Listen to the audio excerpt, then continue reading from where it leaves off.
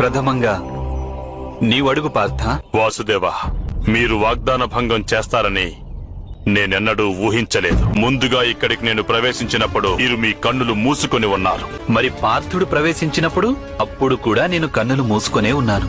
కాని పార్థుడు వచ్చి కూర్చున్న స్థానం వలన నేను కన్నులు తెరవగానే తను నా ముందు ప్రత్యక్షమయ్యాడు. ఈ దోషం ఆ ఈశ్వరునిదే. ఎందుకంటే వారు కన్నులను ముఖానికి ముందు వైపు అమర్చారు. వెనుక కూర్చున్న వ్యక్తి ముందుగా వచ్చినట్లు భావించలేము. వాసుదేవ, కాని ఆసనాలన్నీ మీ శిరస్సు వెనకే వేశారు కదా, అది నేను చేసిన దోషం కాదు.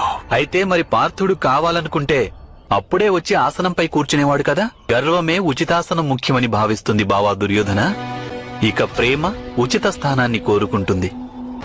నేను వాగ్దాన భంగం చేయడం లేదు. అయితే ఇప్పుడు మీ నుండి న్యాయాన్ని ఆశించడం వ్యర్థమే. నేను సెలవు తీసుకుంటాను వాసుదేవ.